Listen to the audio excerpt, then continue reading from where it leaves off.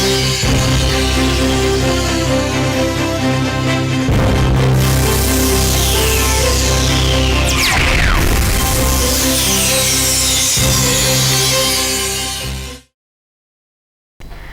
TV news కి స్వాగతం. అనంతపురం జిల్లా స్థానిక ఏడీసీసీ బ్యాంక్ సమావేశ భవనంలో ఏర్పాటు చేసిన ఇంటిగ్రేటెడ్ కమాండ్ కంట్రోల్ రూమ్ నుండి గురువారం జిల్లా కలెక్టర్ గంధం చంద్రుడు కోవిడ్-19 నివారణకు ఏర్పాట్లు మరియు నిబంధనల గురించి ప్రెస్ మీట్ లో వివరించిన కలెక్టర్ దీనికి సంబంధించి మనకి జీవో ఇచ్చి ఉన్నారు గవర్నమెంట్.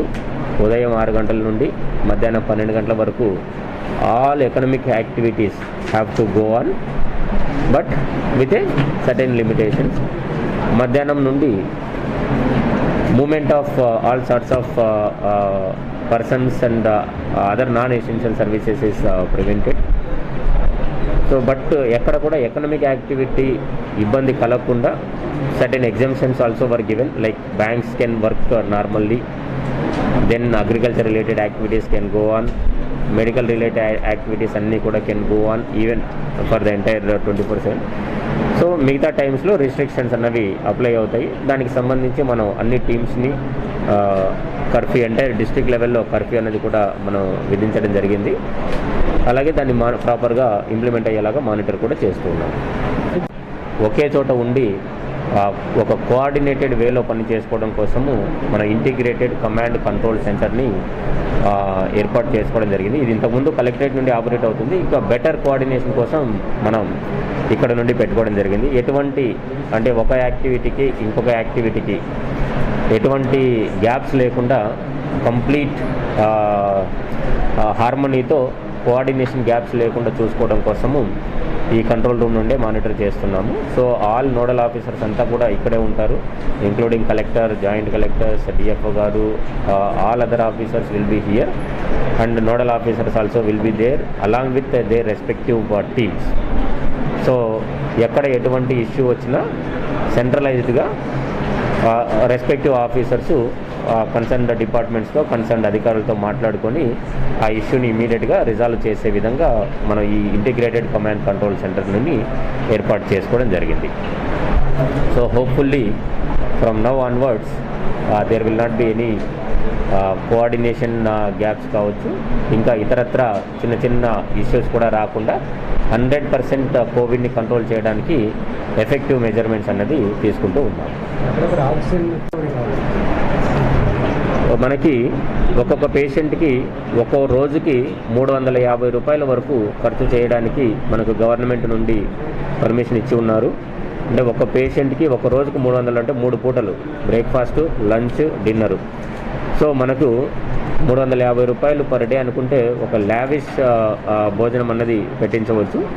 సో మనం ఇమ్యూనిటీ బూస్ట్ చేసే విధంగా వారానికి ఒక మెనూ అన్నది రెడీ చేసుకొని ప్రతిరోజు మార్నింగ్ ఏం సర్వ్ చేయాలి, మధ్యాహ్నం ఏం సర్వ్ చేయాలి, రాత్రి ఏం సర్వ్ చేయాలని చెప్పేసి మెనూ ఏర్పాటు చేసుకొని ఆ మెనూ ప్రకారము ఖచ్చితంగా అందేలాగా మన డిస్ట్రిక్ట్ టూరిజం ఆఫీసర్ని నోడల్ ఆఫీసర్గా పెట్టుకొని డిస్ట్రిక్ట్ టూరిజం డిపార్ట్మెంట్ నుండి అన్ని హాస్పిటల్స్కి, అన్ని గవర్నమెంట్ హాస్పిటల్స్కి అలాగే కోవిడ్ కేర్ సెంటర్స్కి కూడా ఎటువంటి ఇబ్బంది లేకుండా సెంట్రలైజ్డ్ కిచెన్ ఏర్పాటు చేసుకొని దాని ద్వారా ఇస్తున్నాము. అండ్ ఇమ్యూనిటీ పెంచేటటువంటి పొద్దున్నే ఉదయం రాగి జావ ఇవ్వడం లాంటిది, తర్వాత మళ్ళీ కాఫీ ఇవ్వడం లాంటిది, తర్వాత చికెను, ఎగ్స్ అంటే ఇమ్యూనిటీ పెంచే లాంటి భోజనాన్ని ఇస్తూ ఉన్నాము. భోజనానికి సంబంధించి స్టార్టింగ్లో కొద్దిగా హికప్స్ వచ్చినా కూడా now everything is set right. భోజనానికి సంబంధించి కానీ శానిటేషన్ వసతులకు సంబంధించి కానీ లేదంటే అక్కడ మెడికల్ కోవిడ్ కేర్ సెంటర్లో మెడికల్ రిలేటెడ్ ఆస్పెక్ట్స్ కానీ భద్రత విషయంలో కానీ ఎటువంటి గ్యాప్స్ లేకుండా సెటరైట్ చేసుకోవడం జరిగింది. మేనేజ్మెంట్కి సంబంధించి మనం ఇంతకుముందు ఒక సింగిల్ మానిటరింగ్ ఆఫీసర్ ఉండేవారు, అది మనం రీస్ట్రెంథెన్ చేసుకోవడం జరిగింది. సో ఆక్సిజన్ మానిటరింగ్కి ఒక సెల్ ఒకటి ఏర్పాటు చేసుకోవడం జరిగింది, district level oxygen monitoring cell. దాంట్లో joint collector revenue is the chairperson, joint collector development co చైర్పర్సన్గా, అలాగే డిఎఫ్ఓ గారు కో చైర్పర్సన్గా, అలాగే నోడల్ రెస్పెక్టివ్ ఆఫీసర్స్కి హాస్పిటల్కి సంబంధించినటువంటి సూపరింటెండెంట్స్ అలాగే హాస్పిటల్స్ యొక్క నోడల్ ఆఫీసర్సు, అలాగే రెస్పెక్టివ్ ఏరియాస్లో సబ్ కలెక్టర్ అండ్ ఆర్డీఓసు, అక్కడ ఉన్నటువంటి మున్సిపల్ కమిషనర్సు, తహసీల్దార్సు, ఈఈ ఏపీఎంఎస్ఐడిసి, అలాగే ఆక్సిజన్ సప్లయర్సు. సో వీళ్ళందరినీ ఆక్సిజన్ మానిటరింగ్ సెల్లో కమిటీ మెంబర్స్గా పెట్టుకొని సో ఎక్కడికక్కడ జిల్లా స్థాయిలో, డివిజన్ స్థాయిలో, మండల స్థాయిలో, హాస్పిటల్ స్థాయిలో అన్ని విషయాలు అంటే ఆక్సిజన్ ట్రాన్స్పోర్టేషన్కి సంబంధించి కావచ్చు, ఆక్సిజన్ క్వాంటిటీ సప్లై చేయడంలో కావచ్చు, లేదంటే ఆక్సిజన్ కన్జంప్షన్ హాస్పిటల్ లోపు ఎవరెవరు ఎంత కన్జ్యూమ్ అవుతుంది, ఏ కేటగిరీ ఆఫ్ పేషెంట్స్కి అంటే వెంటిలేటర్ మీద ఉన్న వాళ్ళకి ఎంత కన్జ్యూమ్ అవుతుంది, ఆక్సిజన్ మాస్క్ మీద ఉన్న వాళ్ళకి ఎంత కన్జ్యూమ్ అవుతుంది, ఆక్సిజన్ నాజల్ ప్రాంగ్స్ ద్వారా తీసుకుంటున్న వాళ్ళకి ఎంత కన్జంప్షన్ అవుతుంది, ఇలాగా ప్రతి కేటగిరీ అంటే మనం పేషెంట్స్ని కేటగరైజ్ చేసుకొని సో ఎక్కడెక్కడ కన్జంప్షన్లో ఒకవేళ దుర్వినియోగం లాంటిది ఏదైనా ఉంటే అటువంటివి లేకుండా మనం కంట్రోల్ చేసుకోవడం కోసం ఈ స్ట్రాంగ్ ఆక్సిజన్ మానిటరింగ్ సెల్ని జిల్లా స్థాయిలో రీస్ట్రెంథెన్ చేసుకోవడం జరిగింది. అండ్ హాస్పిటల్ స్థాయిలో ప్రతి వార్డుకి ఈ ఆక్సిజన్ మానిటరింగ్ కోసము డాక్టర్లకు సహాయంగా అడిషనల్గా బయట ఆఫీసర్లను కూడా ప్రతి వార్డుకి ఒక ఆఫీసర్ని పెట్టుకోవడం జరిగింది. సో దట్ ఒకవేళ అంటే 3 షిఫ్ట్లలో పెట్టడం జరిగింది. ఒక్కొక్క షిఫ్ట్లలో ఒక 2 ఆఫీసర్లు ఉంటారు.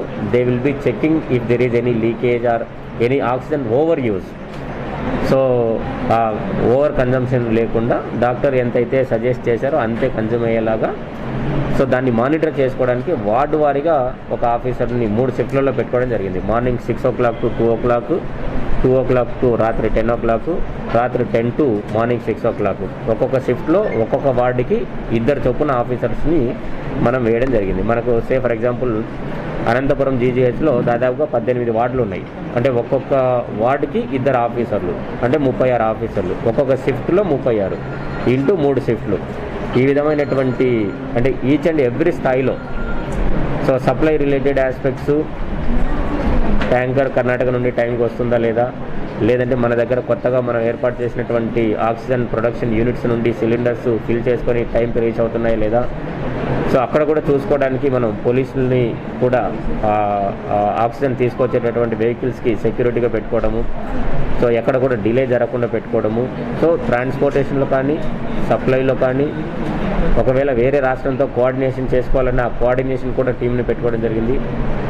సో ఈ విధంగా అన్ని స్థాయిలలో ఆక్సిజన్ మానిటరింగ్ అన్నది జుడిషియస్గా, రేషనల్గా వాడుకుంటూ ఎక్కడ ఆక్సిజన్ వేస్టేజ్ లేకుండా చేయడానికి రివైజ్డ్ స్ట్రెంథెండ్ ఆక్సిజన్ మానిటరింగ్ సెల్ని ఏర్పాటు చేసుకోవడం జరిగింది. ఆ సెల్ కూడా కమాండ్ అండ్ కంట్రోల్స్ రూమ్ నుండే పనిచేయడం జరుగుతుంది.